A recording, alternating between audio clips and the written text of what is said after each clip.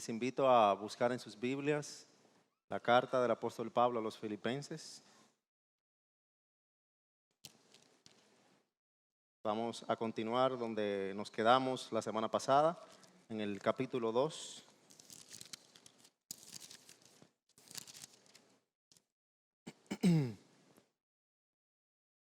La semana pasada vimos los versículos del 5 al 8. Hoy vamos a continuar en los versículos del 9 al 11. Los versículos del 5 al 8 nos enseñan la humillación de Cristo, Pablo poniendo la actitud de siervo de Cristo y su obediencia hasta la muerte en la cruz como un ejemplo para nosotros los creyentes en nuestro vivir, en nuestro interactuar como iglesia.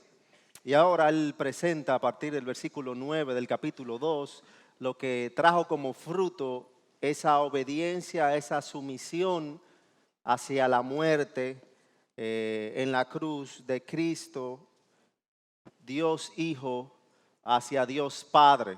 Y eso fue la exaltación de Cristo, que es el título que le hemos puesto al mensaje en la mañana de hoy.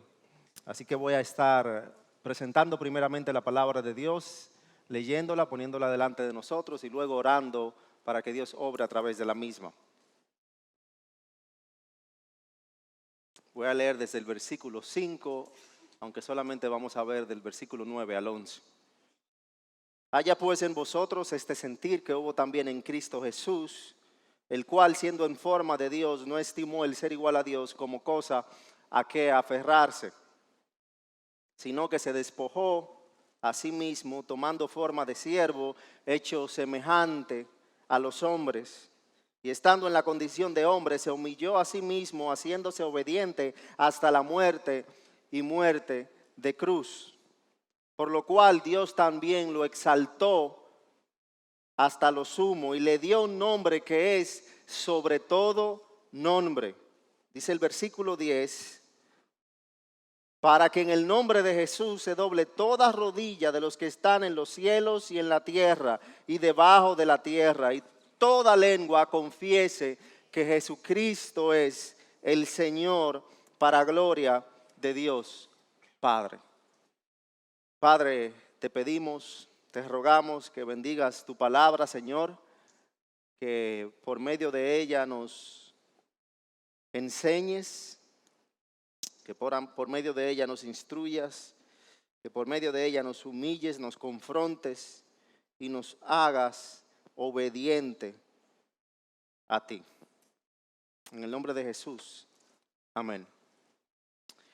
En octubre del año 1856, debido a la gran popularidad que había alcanzado la predicación del pastor británico Charles Spurgeon, su iglesia tuvo que rentar un auditorium en el cual cabían unas 10,000 personas.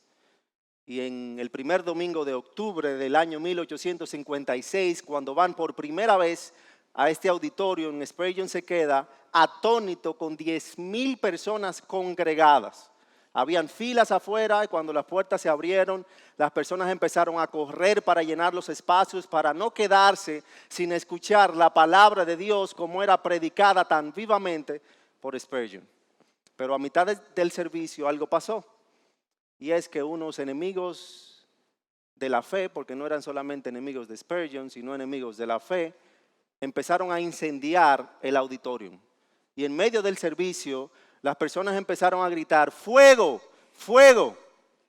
Y imagínense lo que se volvió ese sitio con 10,000 personas tratando de salir de un auditorium que me imagino que por el año no tenía las condiciones de seguridad o las regulaciones con las cuales se construye hoy en día, y empezaron a abarrotar todas las entradas para salir del lugar. No importando cómo los líderes empezaban a vociferar para que se calmaran y salieran tranquilos, todos empezaron a salir corriendo. Y unas 28 personas murieron ese domingo en esa iglesia, en ese auditorium, aplastadas por la multitud que salía corriendo grandemente. Esto hizo que los mismos atacantes de la fe empezaran a culpar al joven predicador por estas 28 muertes. Y esto causó lo que Spurgeon llamó una depresión en él, pues decía que casi por más de una semana no sabía qué hacer, si seguir predicando el evangelio, si continuar en mi labor, porque se sentía demasiado afectada por esto que había pasado. Pero Spurgeon da como testimonio en su diario que él llegó a Filipenses capítulo 2, los versículos del 9 al 11, y el Señor utilizó estos versículos para ministrar a su vida algo que es de suma importancia. Que no importando las pruebas, los ataques, las situaciones difíciles que nosotros como iglesia, como cristianos, como creyentes vamos a enfrentar, tenemos la seguridad de que nuestro final va a ser uno victorioso. Si nuestro Señor Jesucristo pasó la más vil prueba que un hombre haya pasado, yendo hacia la cruz, cargando con los pecados de toda la humanidad, y Dios lo hizo victorioso, entonces nosotros por su victoria tenemos la victoria segura. Y es por eso que el cristianismo es algo sumamente trascendental, porque los cristianos no estamos entrando en un área en la cual tenemos incertidumbre sobre el futuro. Nosotros sabemos que la victoria está garantizada porque su misma palabra, la palabra de Dios, nos apunta a cómo va a ser la victoria final. Un ingeniero puede estudiar ingeniería por muchos años, puede hacer la mejor y más ardua planificación para la construcción del edificio más seguro que pueda haber en la tierra. Puede utilizar los mejores materiales, puede utilizar los mejores obreros, puede tener el plano del arquitecto mejor del mundo. Sin embargo, al finalizar esa obra, no tiene la total seguridad de que esa obra no se puede destruir. Puede venir un fenómeno de la naturaleza, puede venir alguien y derrumbarla, puede venir alguien y quemarla, o sea que no hay seguridad total. Pero en la obra del edificio de la iglesia de Dios, la iglesia de Jesucristo, nosotros tenemos la garantía, la seguridad, que no importando cómo se vean las cosas en esta tierra, si nos sometemos en obediencia a la voluntad del Padre, si atesoramos a Cristo sobre cualquier otra cosa en esta tierra, si nos dejamos guiar por la guianza del Espíritu Santo, tenemos la victoria garantizada. Y hermanos, ahí es hacia donde Pablo, haciéndonos ver el ejemplo de Jesucristo, nos está guiando a que podamos ver la humillación, el sometimiento, la obediencia de Cristo hasta la muerte con el Padre, como un ejemplo, sabiendo que así como Él fue humillado, Él también fue exaltado a lo sumo por el Padre, y que por lo tanto nosotros, los creyentes, los cristianos, también, aunque de una manera un tanto diferente, seremos exaltados, seremos glorificados por el Padre. Pablo empieza en el versículo 9 apuntándonos a cómo Cristo fue exaltado por su humillación en obediencia al Padre. Él empieza el versículo 9, luego de describir el ministerio terrenal de Cristo, el sometimiento, la forma de siervo de Jesucristo. Él dice en el versículo 9, por lo cual, él va a hablar de la exaltación de Cristo, pero él está diciendo por lo cual, apuntando hacia lo pasado. Por lo cual apunta hacia los versículos anteriores donde él acaba de describir la actitud de siervo de Jesucristo. ¿A qué apunta por lo cual? A que Jesucristo se despojó de sí mismo. El por lo cual apunta a que Jesucristo se hizo siervo, a que él se humilló, a que él fue obediente hasta la muerte, a que él sufrió en obediencia al Padre. O sea que Pablo está apuntando a que la exaltación de Cristo que él va a describir en los siguientes versículos viene porque Cristo estuvo sometido en obediencia al Padre y por lo tanto el Padre lo exaltó, cosa a la cual nos apuntan las Escrituras. En Hebreos capítulo 13, en el versículo 20, el autor de Hebreos dice: y el Dios de paz que resucitó de los muertos a nuestro Señor Jesucristo, el gran pastor de las ovejas, por la sangre del pacto eterno. En Hebreos capítulo 2, versículo 9, el autor de Hebreos también apunta diciendo: pero vemos a aquel que fue hecho un poco menor que los ángeles, a Jesús, coronado de gloria y de honra, ¿a causa de qué? A causa del padecimiento de la muerte, para que por la gracia de Dios gustase la muerte de todos. Por el sufrimiento, por el sacrificio, por la actitud de siervo de Jesucristo, fue que Dios lo exaltó.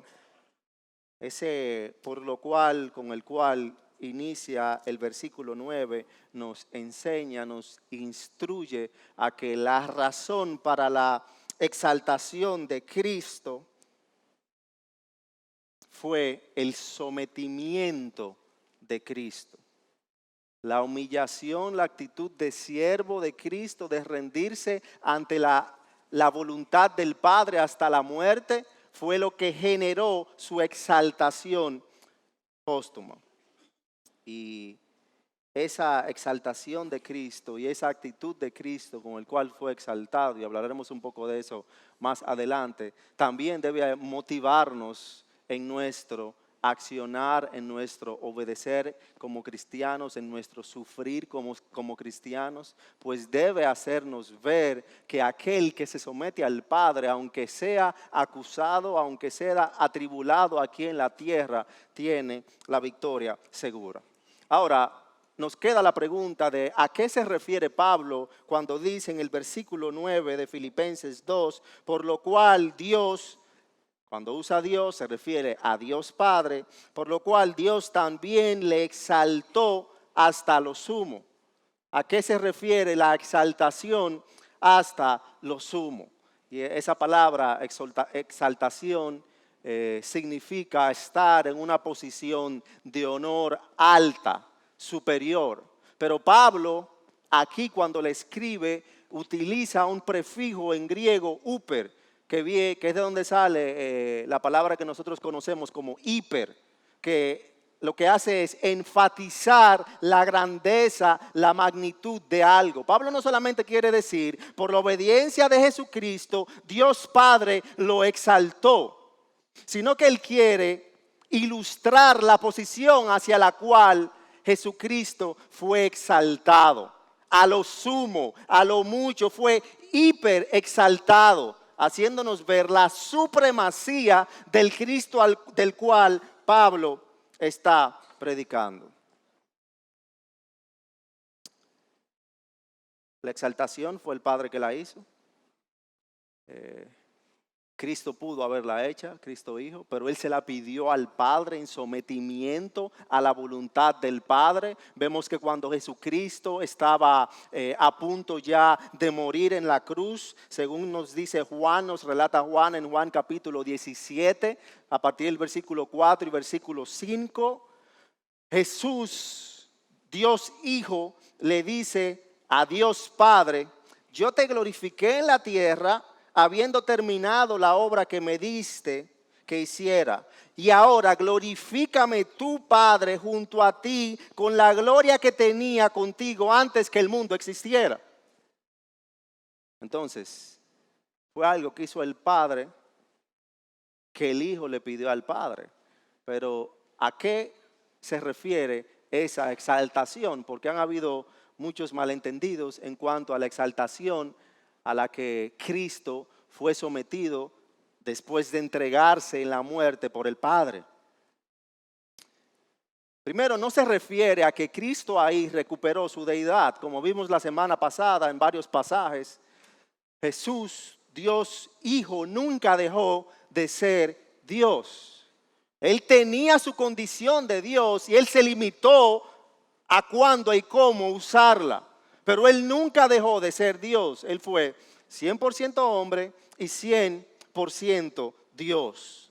A lo que la exaltación de Cristo hacia lo sumo, como Pablo apunta, es en varios aspectos o 4 aspectos principales que pude ver leyendo algunos comentarios que cada uno de los comentaristas acordaban. Número 1, esa suma exaltación a la cual Pablo se refiere número 1, a la resurrección de Cristo de los muertos.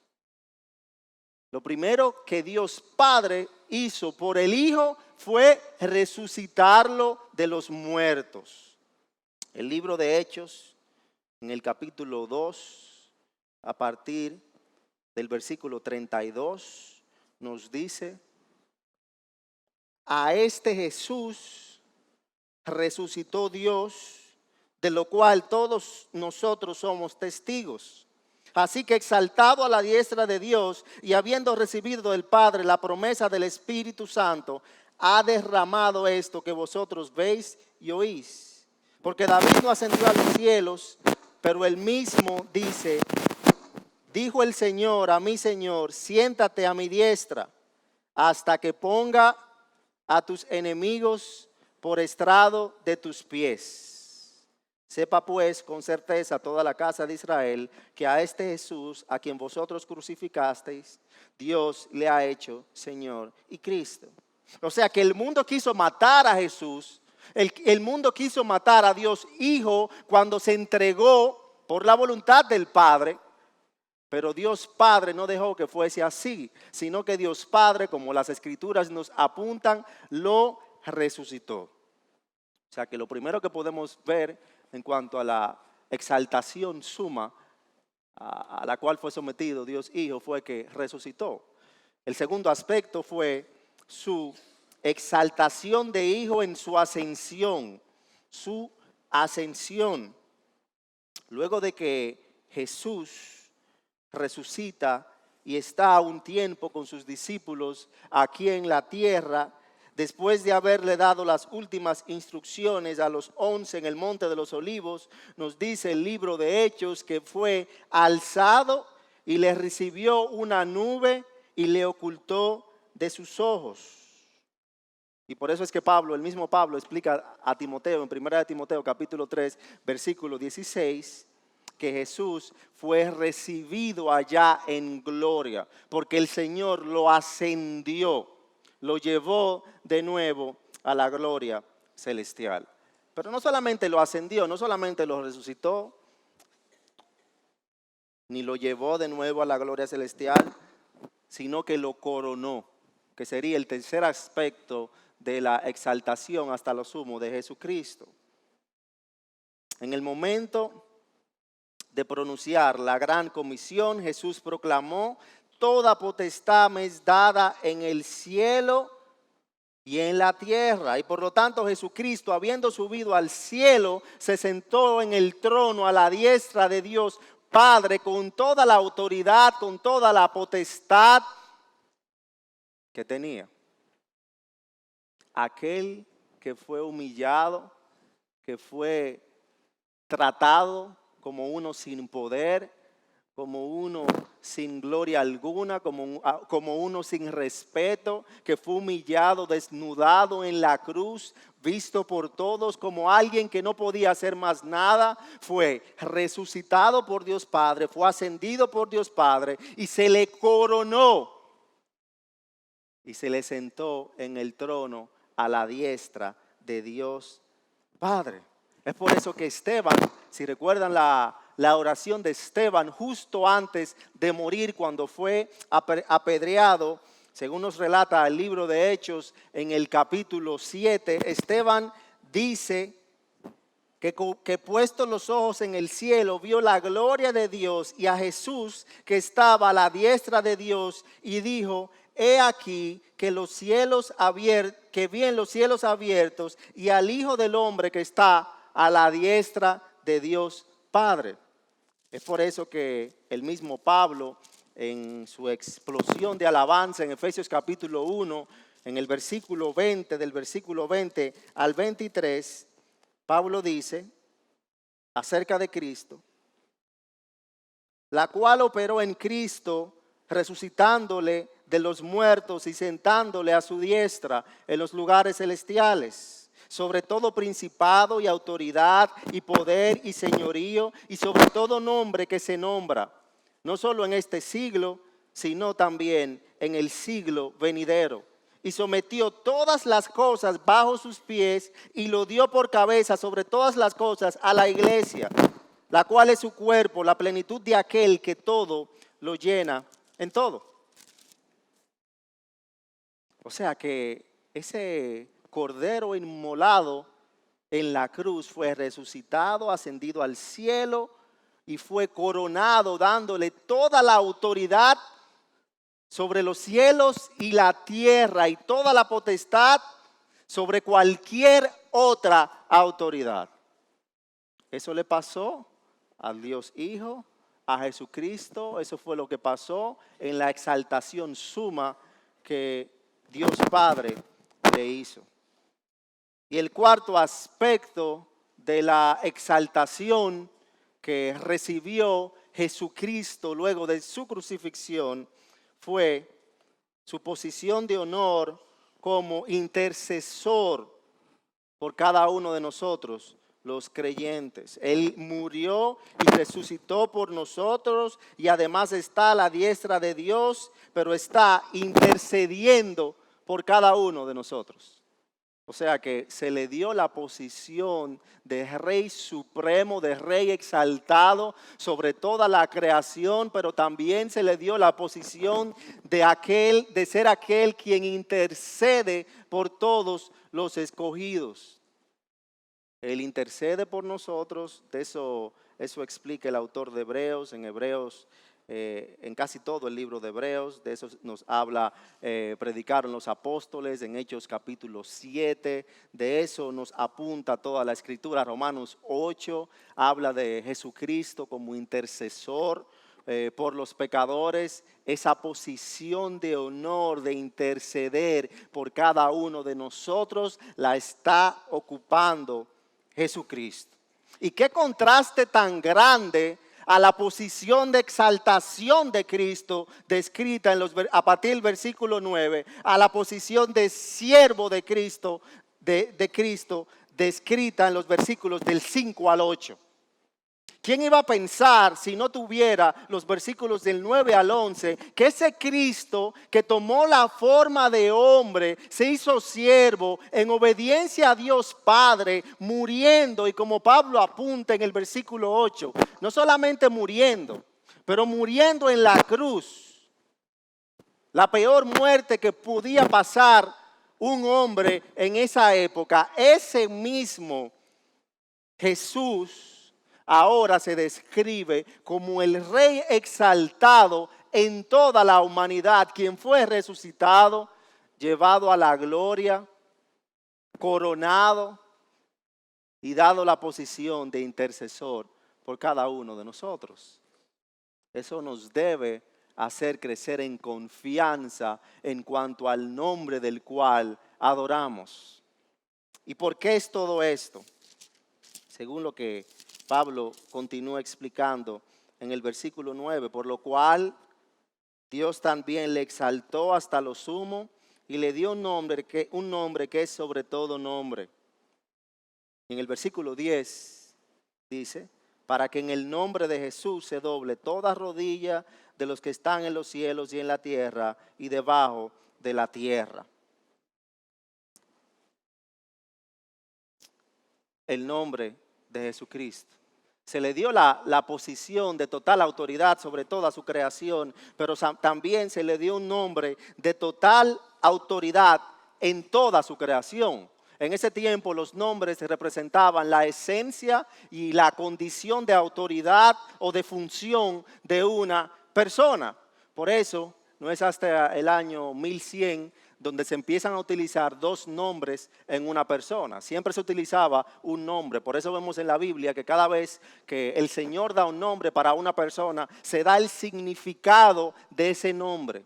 Porque el nombre decía mucho de la esencia, de la función de una persona. Y el nombre que se le dio a Jesús, dice aquí al final del versículo 9, y le dio un nombre que es sobre todo nombre. O sea, le dio total autoridad, lo coronó como rey, lo presentó como el rey exaltado, pero le dio un nombre, un título que está sobre todo nombre. De nuevo, a eso mismo nos apuntan todas las escrituras. En Hebreos capítulo 1, versículo 4, el autor de Hebreos dice que hecho tan superior a los ángeles, cuanto heredó más excelente nombre que ellos. ¿De quién habla? De Jesucristo.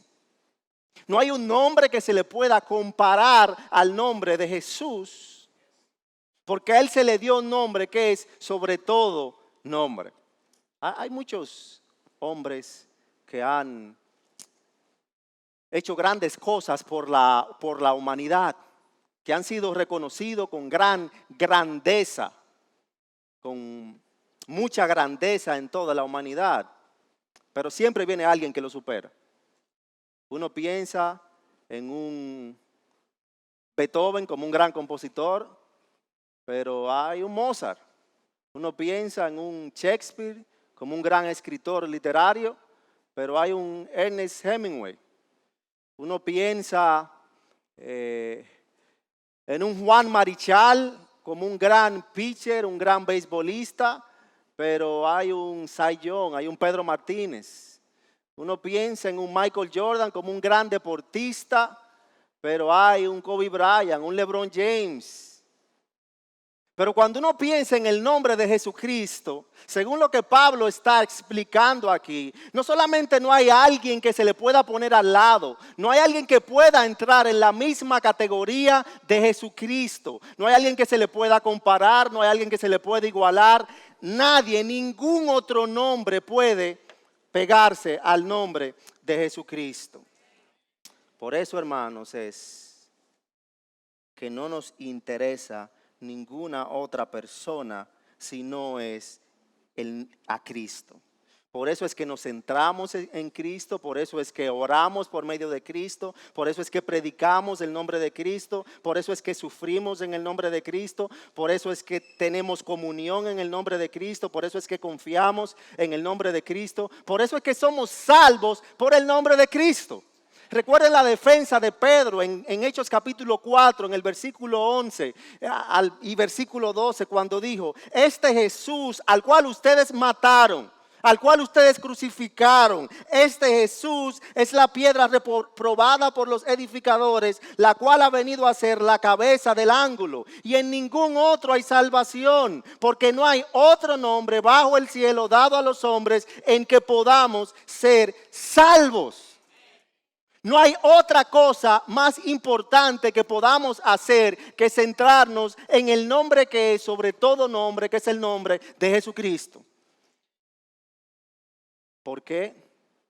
Nuestra predicación es centrada en Cristo, porque no hay otro nombre superior. ¿Por qué?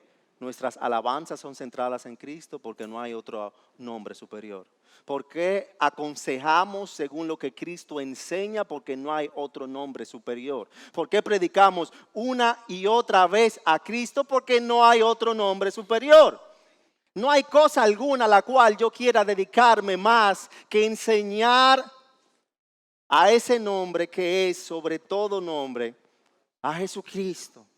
No hay cosa alguna que tu hermano, que tu hermana quieras enseñarle a tus hijos, que tu esposo quieras enseñarle a tu esposa, que tu esposa quieras enseñarle a tu esposo, que el nombre de Cristo, no importando si lo rechazan, no importando si lo rechazan.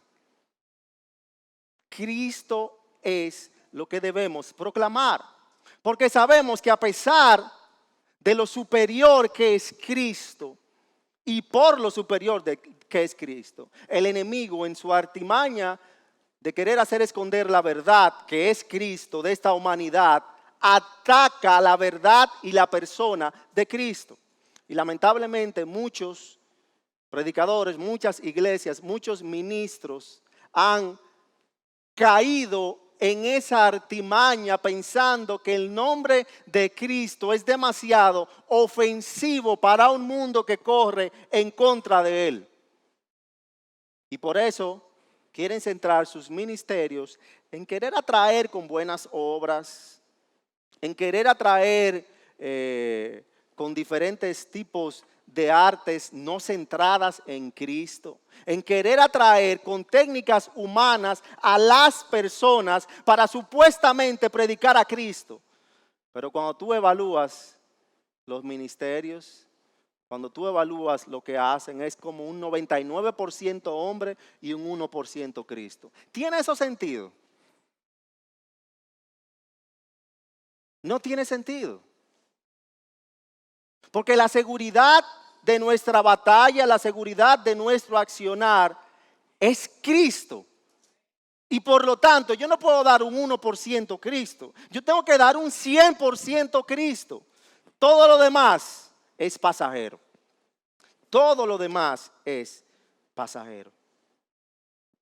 Jesús representa a aquel que murió en la cruz como siervo, humillado en obediencia, pero Jesús representa al hombre Dios que está sentado en el trono, gobernando sobre toda su creación.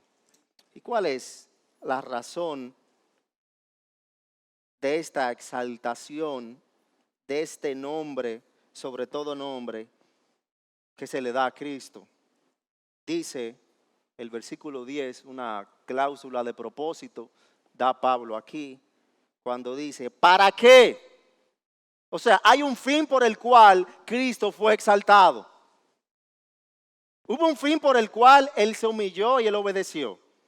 Porque Dios Padre así lo quiso y Él se sometió. Hay una razón por la cual Él fue exaltado. Viendo un motivo, Él fue exaltado porque Él obedeció. Obedeció hasta lo sumo, fue exaltado hasta lo sumo. Pero ¿cuál es el propósito por el cual Dios Padre lo exaltó de tal manera? Para que en el nombre de Jesús, de ese nombre, sobre todo nombre, se doble toda rodilla de los que están en los cielos, en la tierra y debajo de la tierra. Y toda lengua confiese que Jesucristo es el Señor, para gloria de Dios Padre. Esto enseña la universalidad de la exaltación de Cristo, de lo cual Isaías, en Isaías capítulo 45, profetizó. En Isaías 45, en los versículos del 22 al 23, Isaías profetizando de esta exaltación, de esta supremacía de Cristo, que a pesar de que tiene muchos enemigos, se tendrán que rendir ante Él. Isaías dice, en un llamado de arrepentimiento al pueblo de Dios, volveos a mí y sed salvos, todos los términos de la tierra, porque yo soy Dios y no hay ningún otro. Por mí mismo he jurado, ha salido de mi boca en justicia una palabra que no será revocada, que ante mí se doblará toda rodilla y toda lengua jurará lealtad. Todos tendrán que postrarse delante de Dios. Todos tendrán que postrarse delante de Cristo. Los que le adoran y los que no le adoran. Los que le apedrearon y los que le alabaron. Dice Pablo aquí, los que están en los cielos, hablando de los ángeles y de los santos redimidos que ya están alabando a Dios en gloria. Los que están en la tierra, hablando de tanto de los redimidos que todavía están en la tierra, que iniciaron su alabanza a Dios, al Señor, pero también hablando de aquellos que son enemigos de Cristo, que no han aceptado a Cristo, que no se han rendido ante Cristo. Los que están en los cielos, los que están en la tierra y los que están debajo de la tierra. Los ángeles caídos, los muertos que no fueron redimidos y esperan hasta el juicio final y el castigo eterno. Todos tendrán que rendirse ante Dios, no solamente los que le alaban. Estamos en un momento en que cada quien puede tener su propia opinión. Cada quien puede decir lo que quiere en cuanto al nombre de Cristo.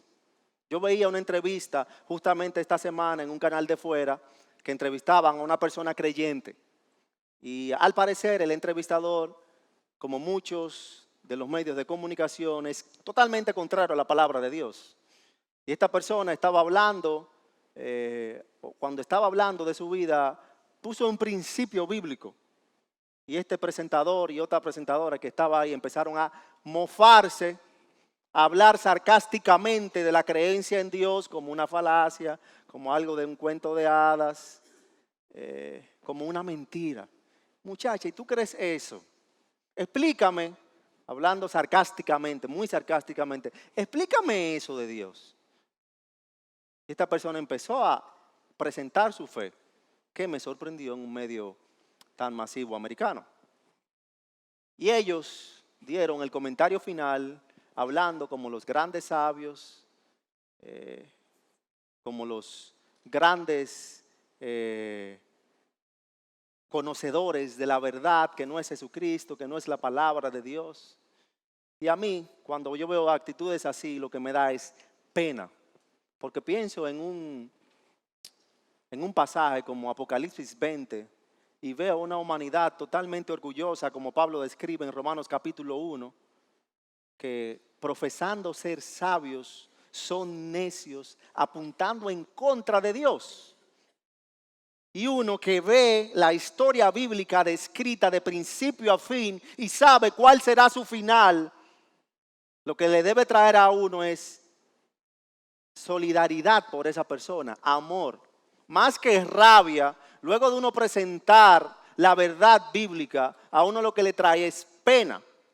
Porque sabe que al final de los tiempos, solo uno quedará de pie y es Jesucristo. Porque toda lengua, toda nación tendrá que arrodillarse delante de Cristo. Y cada una de estas personas que apuntan en contra del nombre de Cristo, nuestros familiares, nuestros amigos, nuestros compañeros de trabajo tendrán que arrodillarse delante de Cristo. Y no todos se van a arrodillar con gozo, porque esto no enseña una salvación universal, a pesar de lo que muchos apuntan.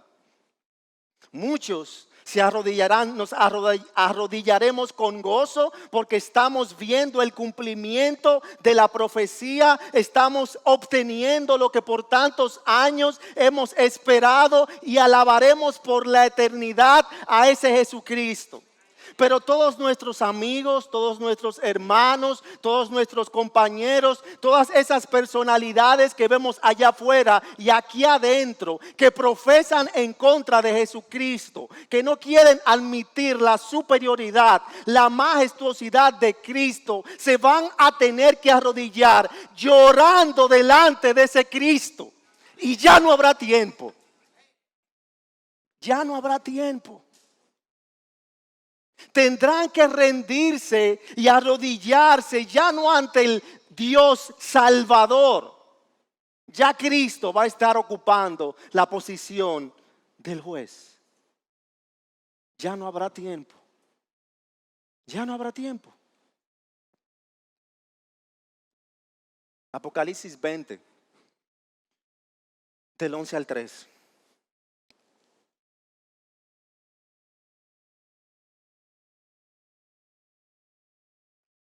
Y vi un gran trono blanco y al que estaba sentado en él,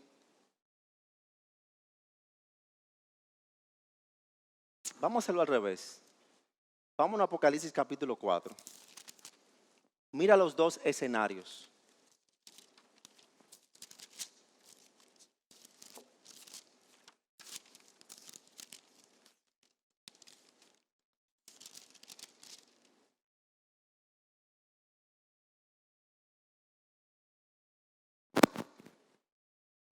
Apocalipsis 4, podemos leer desde el versículo 8.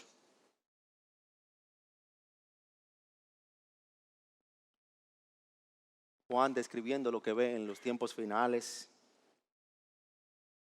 Y los 4 seres vivientes tenían cada uno 6 alas, y alrededor y por dentro estaban llenos de ojos, y no cesaban día y noche de decir: Santo, santo, santo es el Señor Dios Todopoderoso, el que era, el que es y el que ha de venir. Y siempre que aquellos seres vivientes dan gloria y honra y acción de gracias al que está sentado en el trono, al que vive por los siglos de los siglos, los 24 ancianos se postran delante del que está sentado en el trono y adoran al que vive por los siglos de los siglos, y echan sus coronas delante del trono diciendo: Señor, digno eres de recibir la gloria y la honra y el poder, porque tú creaste todas las cosas y por tu voluntad existen y fueron creadas. ¿De quién está hablando? De Jesús. Es lo mismo que describe Pablo en Colosenses capítulo 1, donde leyó Isaac hace un momento. Por él fueron creadas todas las cosas. Fueron creadas por él y para él. Estos 24 ancianos y todos los seres celestiales que Juan describe en su visión están postrados delante de él, y él está ilustrando con sus palabras, con esta profecía, la perplejidad con la cual se quedaron estas personas alabando al Señor, al que está sentado en el trono. No es una alabanza meladaganaria. No es porque lo están haciendo hacerla.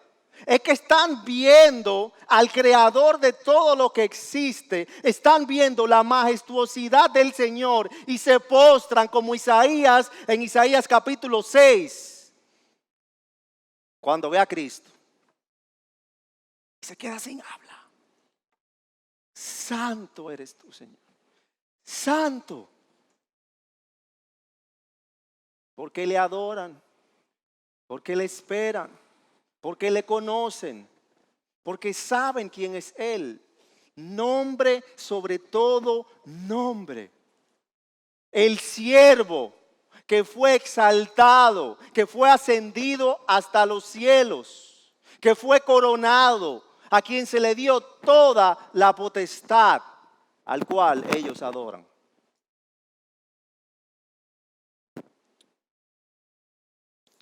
El otro lado de la moneda lo vemos en Apocalipsis capítulo 20.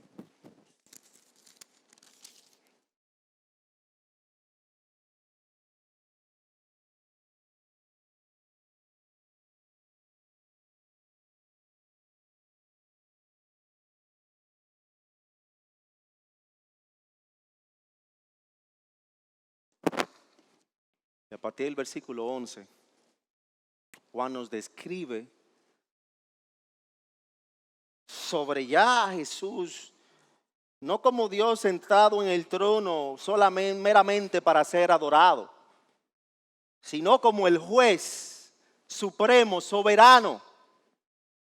Dice a partir del versículo 11: y vi un gran trono blanco y al que estaba sentado en él, de delante del cual huyeron la tierra y el cielo, y ningún lugar se encontró para ellos. La creación, la tierra y el cielo huyen delante de la presencia del que está sentado en el trono. Su poder es tan grande, su presencia es tan imponente, que la tierra y el cielo huyen de delante de él. Y vi a los muertos, versículo 12, grandes y pequeños, de pie ante Dios. aquí no están los redimidos. Aquí están todo aquel que no se sometió en vida al señorío de Cristo. Grandes y pequeños, poderosos, reyes, presidentes, celebridades, que tenían gran poder en la tierra supuestamente, por la gracia general de Dios. Y los pobres, los de menor posición en la tierra, que están en la misma necesidad que todos de Jesucristo. La posición de pobreza o la posición de no tener poder no te da una ventaja delante de Cristo. Tienes que entregarte a Cristo de la misma manera que el presidente se tiene que entregar a Cristo. Todos somos vistos iguales delante de Dios. Y vi a los muertos, grandes y pequeños, de pie ante Dios. Y los libros fueron abiertos. Y otro libro fue abierto, el cual es el libro de la vida. Dios conoce cada una de las cosas que hacemos. Y Él tiene su libro de cómo vivimos. Y ese libro y esos libros fueron abiertos. Pero hay un libro que es el libro de la vida. Se abren los libros del obrar aquí en la tierra. Pero eso no es suficiente, las obras. Hay otro libro que tiene los nombres de los que están en Cristo. Ese es el libro de la vida. Dios mira, o el juez mira, Cristo mira el libro de la vida, el libro de las obras, y no encuentra lugar para ellos, pero mira el libro de la vida y los juzga a cada muerto por las cosas que estaban escritas en los libros según sus obras.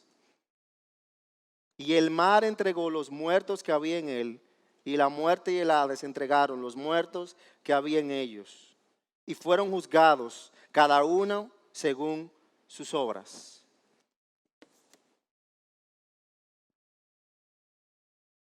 Toda rodilla se tendrá que doblar. Y como Jesucristo mismo apunta en los evangelios, cuando eso pase, ahí vendrá el crujir de dientes. Ahí vendrá el llanto como el hombre rico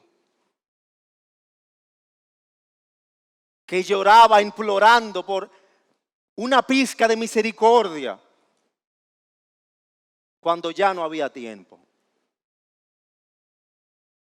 Ahí será que muchos habrán querido haber dado su vida en la tierra por Cristo, porque cosecharon la muerte eterna. Son dos lados. Apocalipsis 4, un grupo grande alabando al que está centrado en el trono.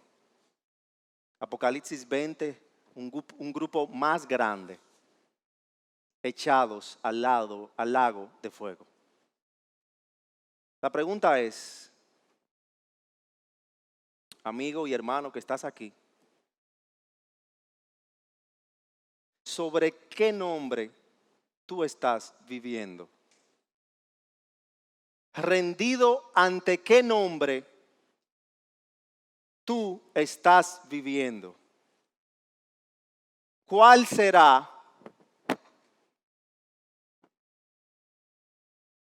tu fin? Porque según el nombre por el cual estás viviendo, será tu fin. Si vives amparado, refugiado, bajo el nombre que es sobre todo nombre, estarás bien. Si vives humillado, siguiendo el ejemplo de ese siervo que se sometió en obediencia al Dios Padre hasta la muerte, tu fin será glorioso. Pero si estás viviendo bajo tu propio nombre, bajo tu propio orgullo, o bajo otro nombre que no sea el nombre de Cristo, tu final va a ser tenebroso, va a ser desastroso. Desastroso. ¿Sobre qué nombre tú estás viviendo? Lo que apunta Pablo en Filipenses capítulo 2, no es solamente que conozcamos a Cristo para llenar nuestras mentes, es que conozcamos la actitud de Cristo de siervo y la exaltación de Cristo como Rey soberano, para que nos rindamos ante Él, para que nos postremos ante Él hoy y sepamos cuál será nuestra condición final. ¿Cuál será la tuya? ¿Cuál será la tuya? Si, como leímos hoy en Hebreos capítulo 3, si escuchas hoy su voz, no endurezcas tu corazón. Porque el ejemplo puesto por el escritor de Hebreos en ese capítulo es perfecto para hacernos ver cómo aquellos que cultivan, que cosechan incredulidad en sus corazones serán destruidos sin piedad por el Rey soberano, porque eso es parte de ser justo. Pero aquellos que se rindan ante Él, ante su señorío, cosecharán vida eterna. ¿Hacia qué estás rendido tú hoy?